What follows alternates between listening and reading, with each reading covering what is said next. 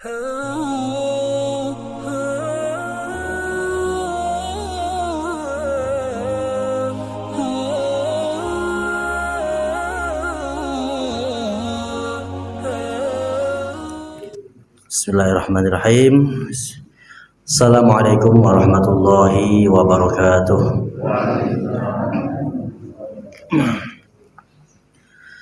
Alhamdulillahilladzi hadana li hadza wa ma kunna linahtadiya laula an hadana Allah. Asyhadu an la ilaha illallah wahdahu la syarika lah wa asyhadu anna Muhammadan abduhu wa rasuluh.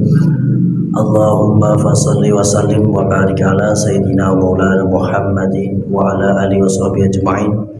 Subhanaka la ilma lana illa ma 'allamtana innaka antal alimul hakim wa tub alaina ya maulana innaka antat tawwabur rahim. Rabbi shrah li sadri wa yassir li amri wahlul 'uqdatam min lisani yafqahu qawli. Amin. Amma ba'd. Yang kita hormati bersama Simbah Haji Ali Mahmudi, semoga sehat selalu, bisa membersamai perjuangan kita, dan juga Al-Ustadz Mulyatin dan semua para pengurus takmir Masjid Al-Istiqomah, para jamaahnya semua, Bapak Ibu hadirin sekalian, semoga senantiasa mendapat rahmat dari Allah Subhanahu wa Ta'ala.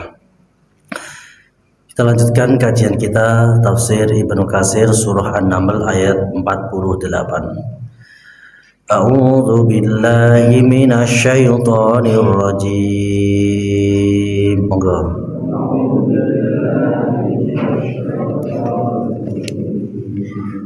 Bismillahirrahmanirrahim.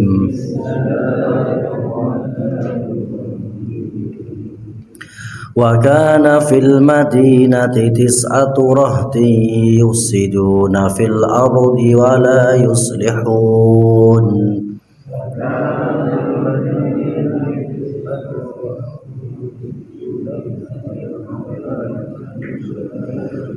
Qalu taqasamu billahi lanubayyitannahu wa ahlahu summa lanaqulanna liwaliyyihi ma syahidna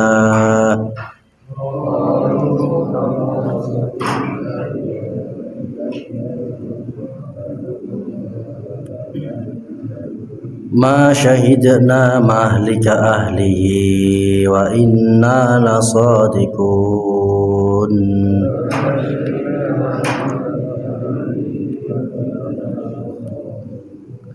Wa makaru makran wa makarna makran wa hum la yash'urun.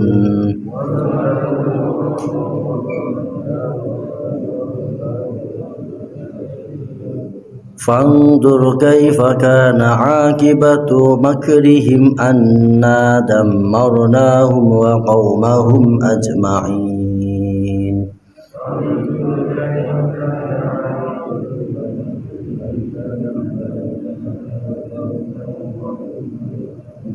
Fatilka buyutuhum khawiyatan bima zalamu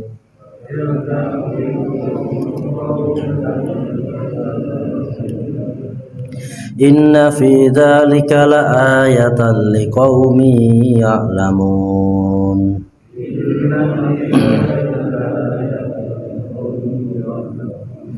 Wa anjayna alladhina amanu wa kanu yattaqun.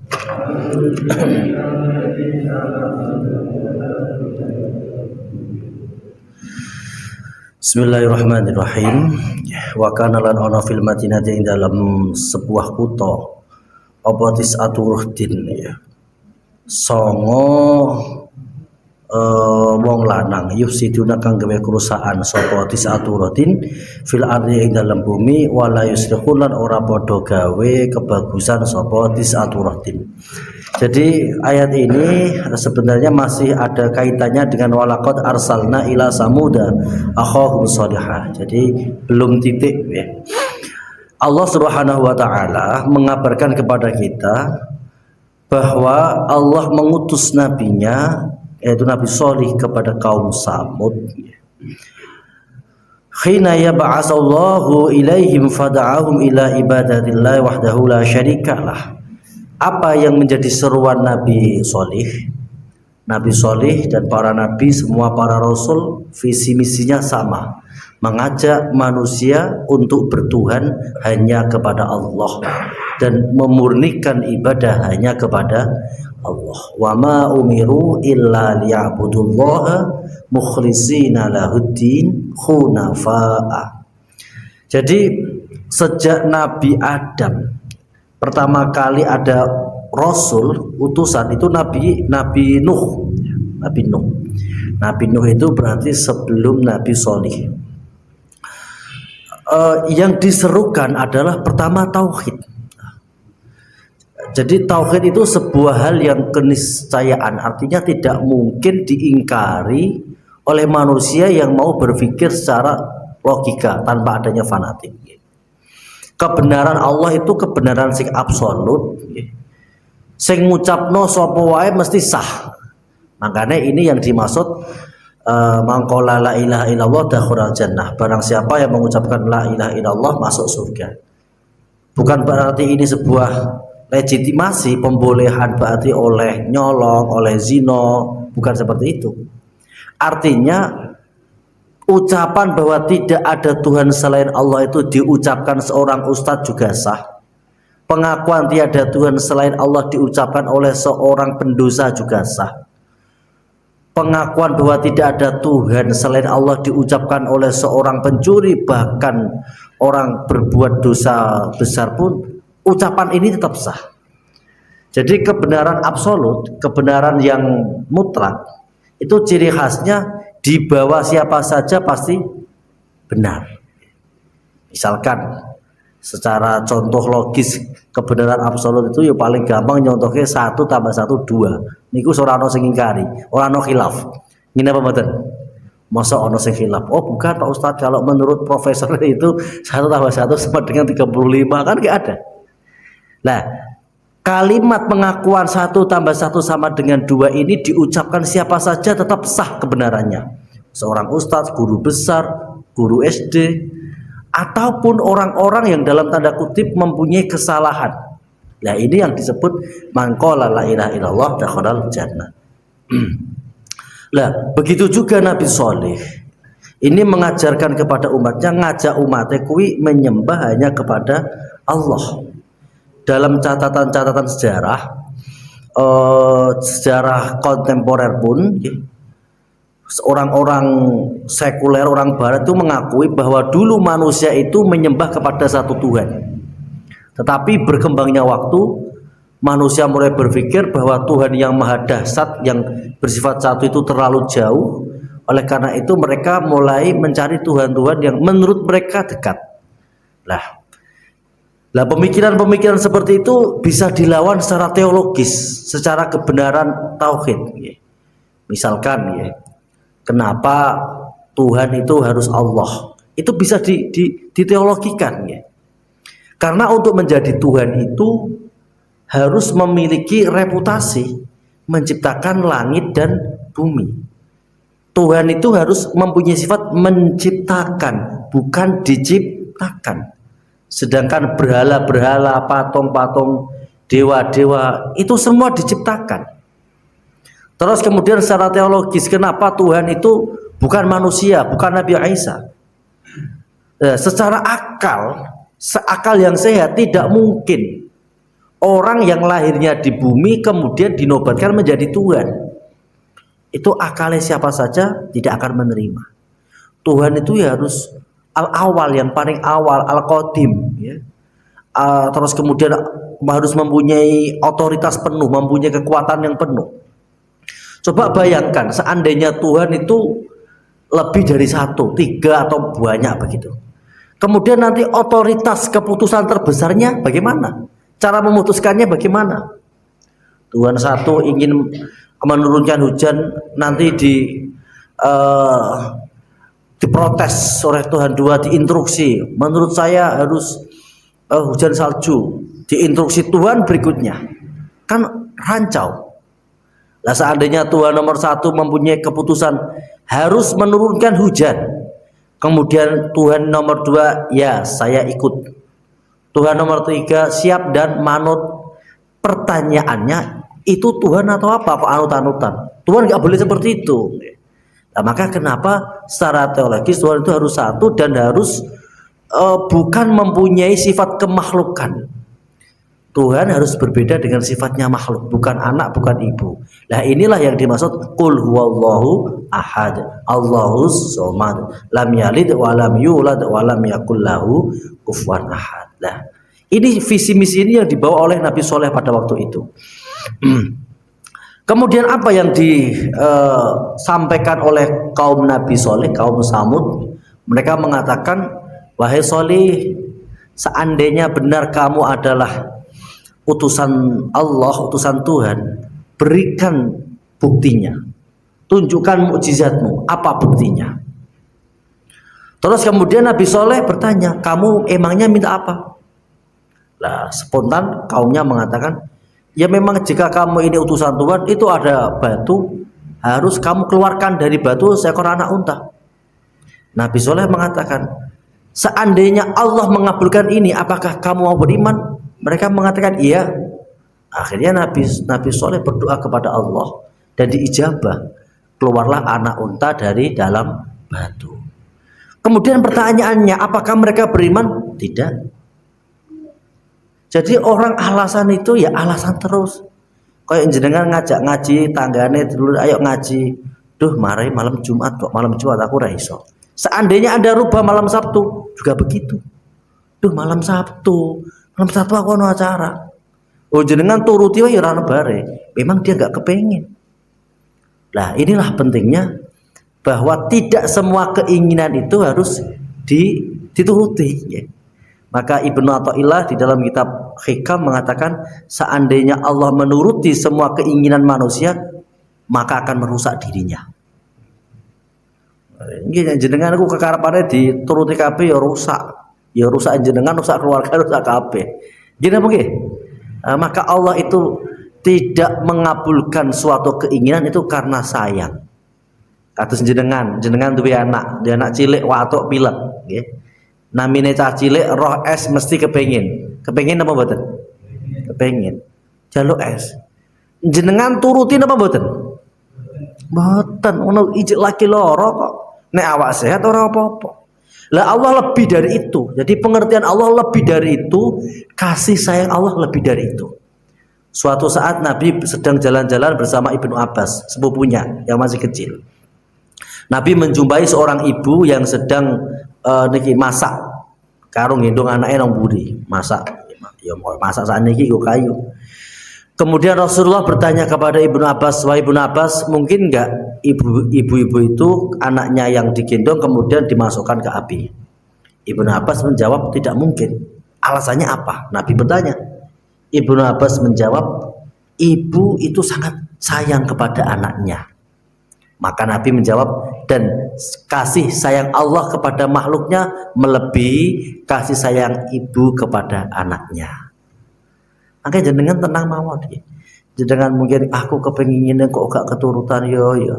Karena niku Allah niku ngerti itu bukan yang terbaik, ya. Allah itu Maha tahu segala-galanya. Karena Allah itu sedang mempersiapkan Anda untuk sesuatu yang terbaik. Jadi Allah itu memberikan apa yang menjadi kebutuhan, bukan apa yang menjadi keinginan. Nek manusia dituruti keinginane ra ono bare, nggih apa?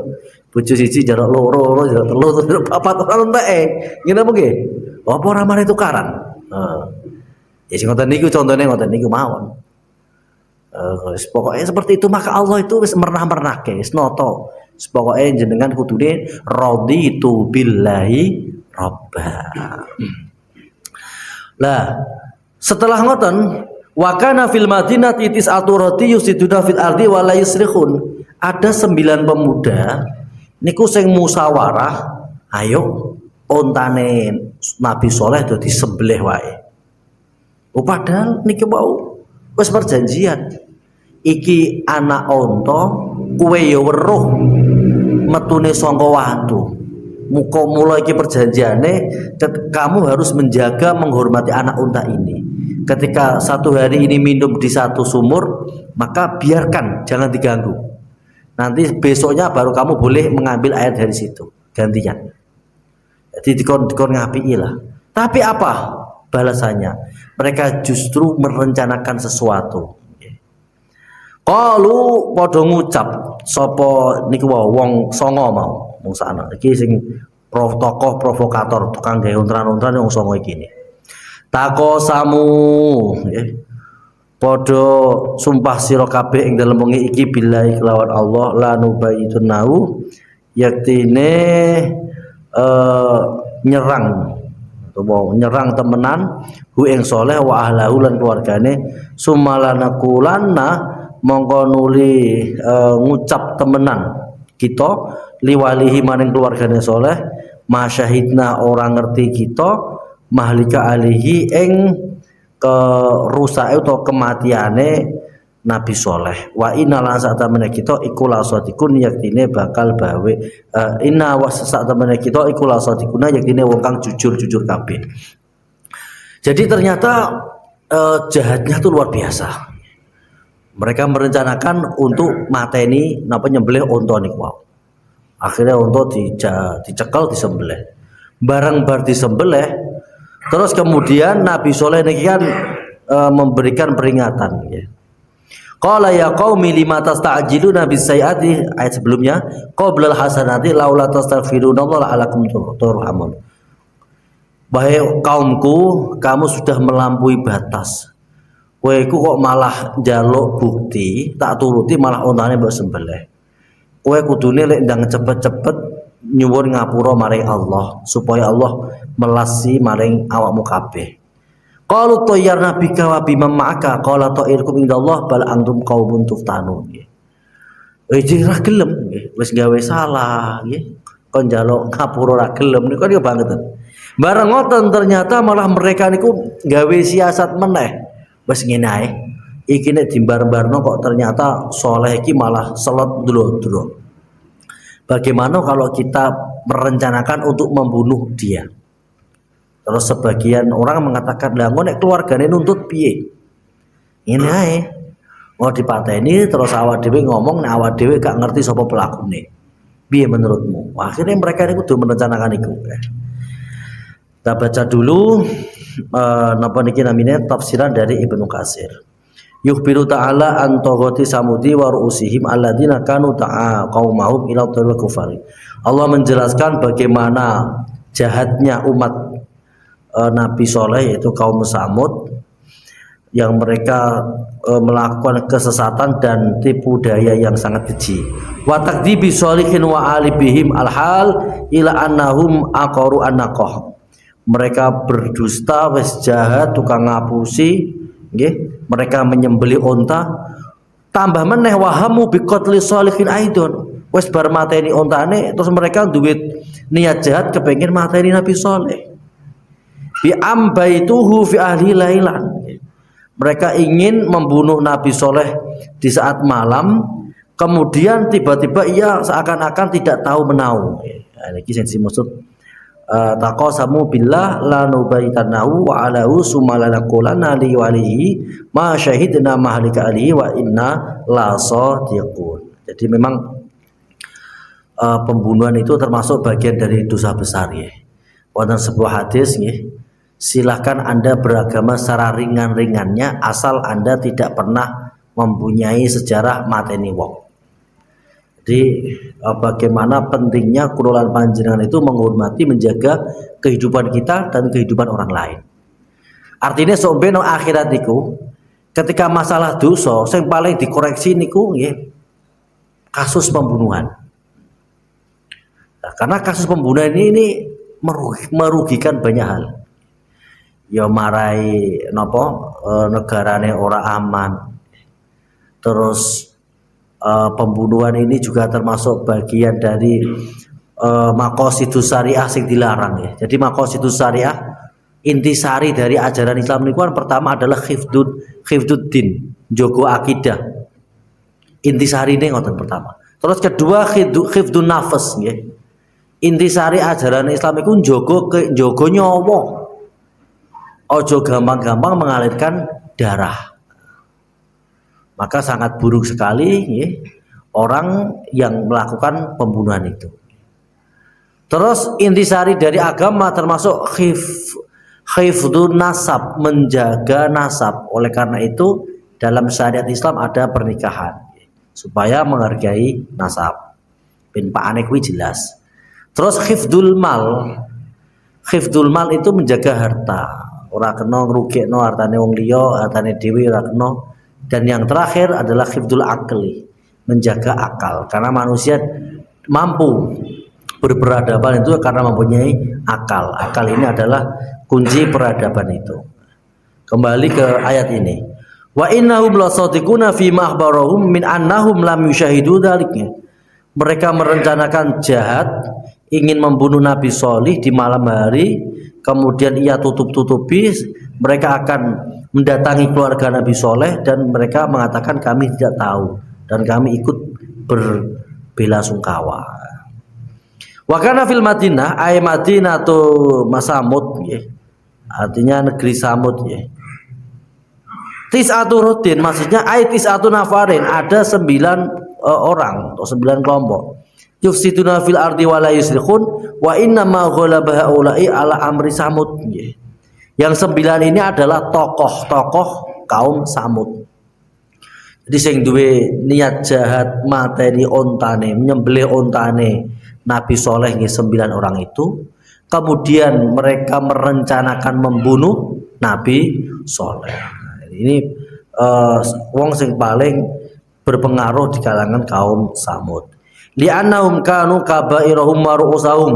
9 orang ini adalah para pembesar ya, dan para pimpinan-pimpinan mereka. Qala an Ufi an Ibnu Abbas ya.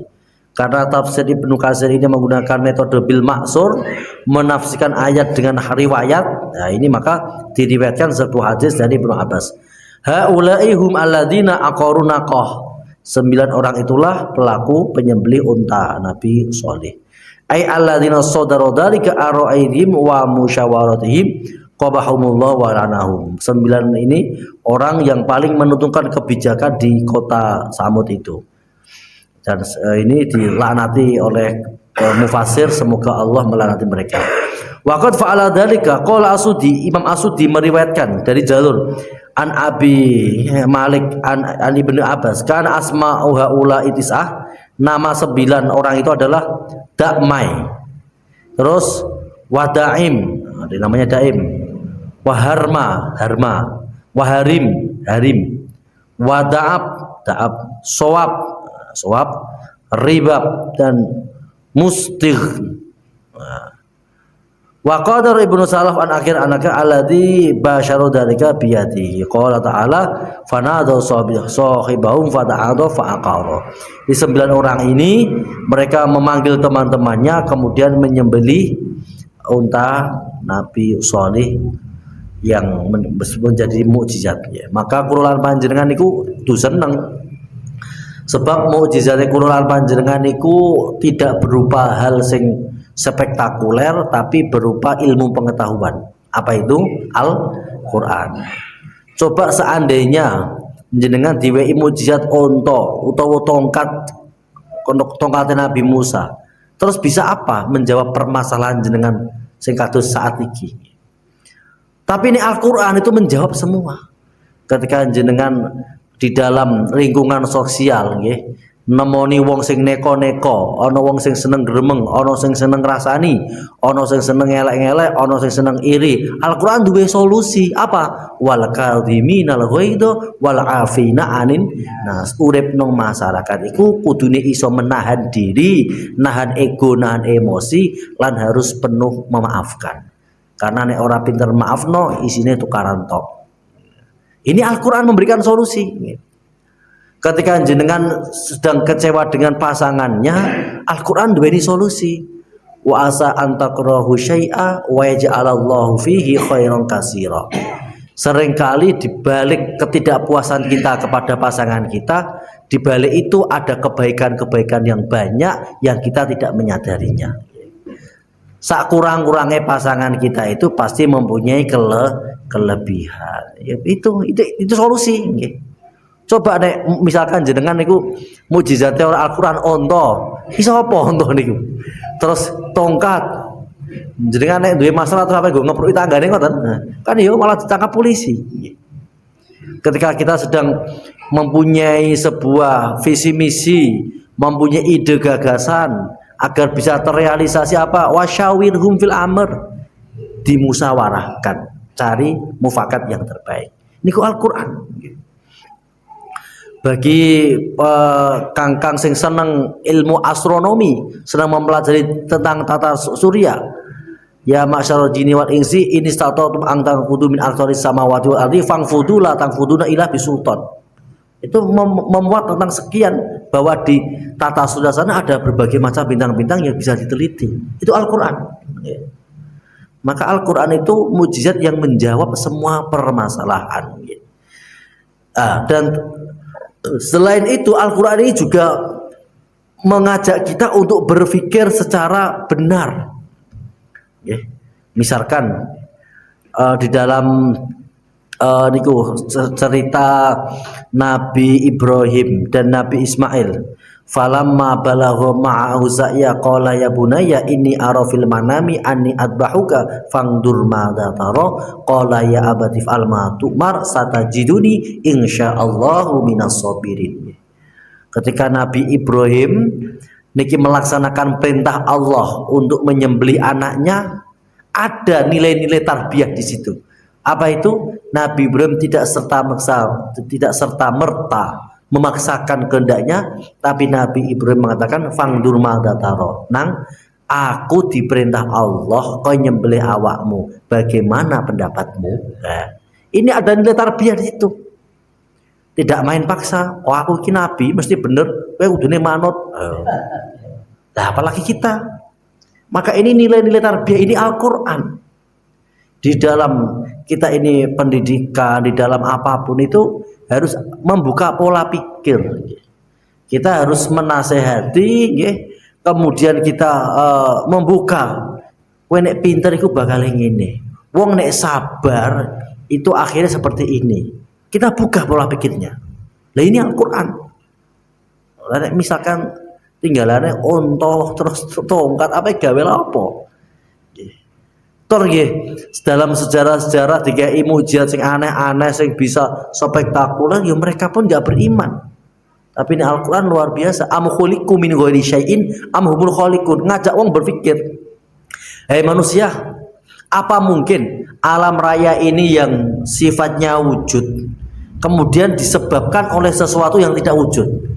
Masa mungkin barang sing ono disebabkan barang sing ora ono? Kan ora mungkin. Nah ini Al-Qur'an. Berarti bagaimana jawabannya? Alam raya ini ada yang membuat, tidak mungkin ada begitu saja. Terus am khalaqus samawati wal ard. Apa pangeran-pangeranmu sing mbok sembah kuwi melu gawe langit bumi kok mbok dadekke Tuhan? Kan tidak. Nah, itu adalah pentingnya Al-Qur'an. Al-Qur'an itu adalah seperangkat ilmu pengetahuan, ya. Ulama memberikan penjelasan al-fikratu, berpikir itu diaul qalbi. Jenengan nek gelem mikir niku dadekno padange ati. Tapi nek jenengan menutup diri tidak mau berpikir, dadekno ati dadi rumpek, dadi peteng, dadi galau. Nah, ini bisa diaplikasikan di dalam berbagai hal, ya. Misalkan kita yang saat ini posisi kita rakyat biasa, bukan siapa-siapa, tanpa jabatan apa-apa. Akale digo mikir, alhamdulillah malah penak ngene iki.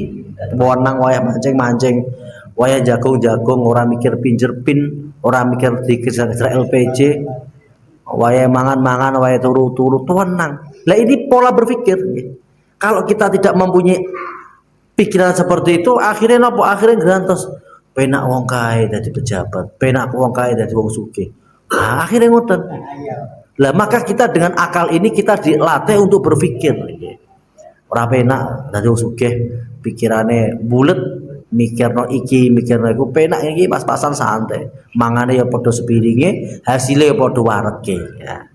Belum tentu kebahagiaan kita sebagai rakyat jelata kalah karo kebahagiaan wong sing sugih. Belum tentu. Wong sing sugih dipikir akeh nek awake dhewe mikir apa-apa. Nah itu adalah pola berpikir. Makanya al-fikratu diyaul qalbi. Berpikir itu bisa menerangi hati. Intinya jenengan iku iso mikir ben gelem syukur. Ngoten. Jadi terserah bagaimana Anda berpikir, sepenting ajak diri Anda dengan berpikir menemukan kebahagiaan tersendiri. Cara bahagia itu banyak.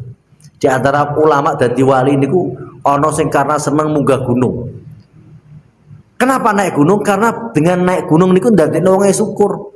Setelah sampai puncak dia berteriak, ini nikmat Allah yang paling besar. Ora penak dadi raja mikirno negara, penak dadi aku rakyat biasa. Iso nang dhuwur gunung sambil camping bakar telo nang Tawangmangu. Alhamdulillah. Jadi begitu. Jadi kita memang harus berpikir. Berpikir dan berpikir. Kemudian ayat berikutnya wa makaru makra wa makana makra wa hum la yash'urun.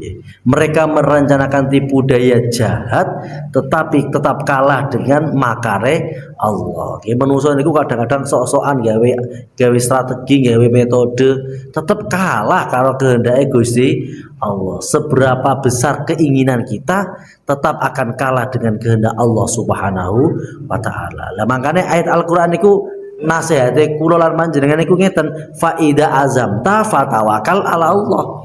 Jika kita sudah merencanakan, merancang nggih, wis dingelmoni kabeh, aja mbok pikir metenteng, pasrah ke maring Gusti Allah. Nek mbok pikir metenteng stres. Ya Allah, nandur wis tak obat ngene, wis tak banyoni kok malah stres malah. Nek jenengan wis sing tani wis berusaha, sing dodol wis berusaha, fa ida azamta fatawakal ala Allah. Gusti niki ikhtiare kula. Kula niat golek rezeki kangge nafkah untuk keluarga. Tapi sing gak ada rezeki jenengan. Mun kula pasrah jenengan. Kula pasrah jenengan Gusti piye-piye. Wis ngoten mawon penak malah. Daripada ya Allah, mugi-mugi semoga ini bisa melimpah-limpah. Akhirnya kok tidak sesuai dengan ekspektasi, bareng-bareng nesu. Gitu mungkin. Akhirnya terus sholat. Repot. Makanya Imam Al-Ghazali itu memang cerdas luar biasa. Nek ngandani santri-santri nih, santri ku sing ora pinter syukur, sing ijeh tingkatan sabar, iku nek bengi alok turu wae, jare Al-Ghazali. Daripada bengi tangi kakean penjaluan nek ora keturutan ndak nesu. Lah wong sing durung iso ngoten niku alok ora usah njaluk-njaluk alok turu wae daripada ngrameni langit. Niku Al-Ghazali kok ngoten nggih. Nek jenengan wis siap donga ya kudune tenanan. Inna sholati wa nusuki wa mahyaya wa mamati lillahi rabbil alamin. Mun Gusti kula niki usahane kula ngeten, tapi semua di tangan jenengan. Dan kula yakin apapun keputusan jenengan itu yang terbaik. Nek atine iso ngono silakan njaluk. Tapi nek ora siap alok turu wae. Nek aku daripada njaluk, ya Allah nyuwun niki, nyuwun niku, nyuwun niki, nyuwun niku. Jadi Al-Ghazali iku kaya pekerja sing elek. Kerjane sithik, jalukane gaji akeh. Iku Al-Ghazali ngoten iki. Wong sing kakean jaluk niku padha karo jenengan duwe pekerja, kerjane ra temenanan, jaluk gaji akeh. Lho niku rak sebel. Ngene mungkin. Nah, lah nggih. Dadi cara Al-Ghazali niku wong kudune sadar diri, sadar posisi. Ya. Kalau sawet wis ngene iki wis apik, yo ibadah yo ora pati ikhlas biasa-biasa. Diwe ngene wis apik. Mun kula matur nuwun Gusti, niki mon yang terbaik. Ngoten. Jadi, lah iso mikir ngono iku karena berpola pikir nggih. Jangan ya Allah, kenapa saya sudah begini kok tetap aja enggak ada perubahan. Loh emangnya kita siapa gitu. Jadi nggih ngoten nggih, makane berpikir itu penting. Nah, umat Nabi Soleh, kaum Samud itu merencanakan apa mateni Nabi Soleh, tetapi rencana Allah mengalahkan mereka semua. Terus ayat berikutnya fangdur becik ningali sira kaifa kaya apa kana ana akibatu makrihim, akibat dari makare mereka. Anna damarnahu maqaumum ajmain, ternyata mereka ditimpakan oleh Allah, diwolak-walik bumine, digonjang-ganjing do mati kabeh. Naudzubillah min dzalik. Fatilka buyutuhum khawiyatan, omahe runtuh. Rumah yang diagung-agungkan, istana yang dimegah-megahkan dari ukir-ukiran di bukit-bukit hancur lebur bimaldulamu, sebab mereka niku dolim nggih, do duweni jahat atine, do makar kepengin merencanakan ngelawan bahkan membunuh Nabi Soleh. Inna fi dzalika la ayatan liqaumi ya'lamun. Nek sing ngono iku mau nggih peristiwa itu semestinya bisa menjadi pitutur nggih kagem wong sing gelem berusaha untuk mencari tahu. Ya'lamun nggih. Jadi setiap peristiwa itu pasti ada hikmah, apapun itu ada hikmah nggih. Setiap kejadian itu pasti ada hikmah. Rabbana ma khalaqta hadza batila. Tinggal jenengan niku iso makrifat napa mboten. Jadi makrifat itu bukan berarti wong jaduk jenengan moro nang omahe kula merem terus kula nebak oh jenengan iki berarti ape luru bojo ketarane jenengan iki mriki oh mboten ngoten nggih. Sing diarani makrifat itu Anda bisa menemukan hikmah setiap kejadian itu makrifat. Alhamdulillah ya Allah akhirnya kula misalkan sing ape lunga gak sido. Ya Allah, alhamdulillah kula ape lunga gak sida. Munggo sida lunga malah wis kelangan duit kesel, ijen nang dalan kadang-kadang ana ban bocor. Alhamdulillah niki ra sida mangkat, jenengan nyelamatke kula. itu makrifat. Makrifat itu mengenal Allah, nggih. Makrifat itu mengenal Allah, bisa memahami sisi-sisi positif dalam kehidupan niku makrifat. Jadi bukan makrifat itu sakti nebak oke kelihatannya Anda ini itu bukan itu kahin itu nebak itu kahin yeah. Wa anjainal ladina amanu wa kanu yattaqun dan Allah akhirnya menyelamatkan orang-orang sing beriman wa kanu yattaqun. Pokoknya dadi wong iman itu insyaallah kepenak. Pokoknya saelek-eleke wong iman itu tetap duweni kesempatan oleh pengapurane Gusti Allah. Ya kae terserah Allah. Nek memang Allah ngendake dikepru isih nang neraka ya wis diterima nyatane ya bener nggih ya. Nek pas bejane jenengan masuk sing koyo cerita nang hadis didatangkan 99 buku kesalahan yang sepanjang mata memandang, kemudian terus didatangkan satu kotak kecil yang berisi la ilaha illallah, berkah niku diampuni ora masuk neraka. Ya iso wae ngono. Tapi nek pas ora bejo ya wis rasa gremeng kok jane nyembler ya dilakoni mawon. Nek kan ijeh iman insyaallah nek ijeh iman tetap suatu saat oleh pengapurane Gusti Allah. Demikian nggih, semoga bermanfaat. Selanjutnya kita lanjutkan sesi dialog interaktif. Monggo.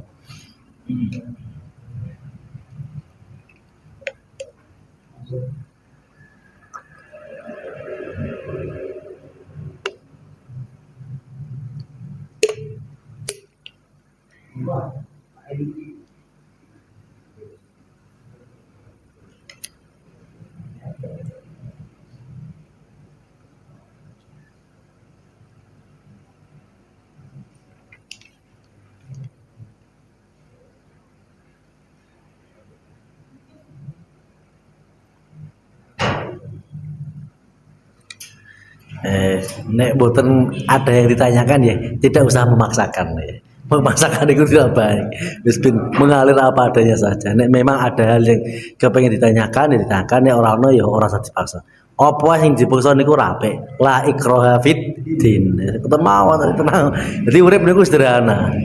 Nah, jadi apa yang menjadi perintahnya Allah lakukan semampunya. Jangan berlebihan. Apapun itu berlebihan enggak baik.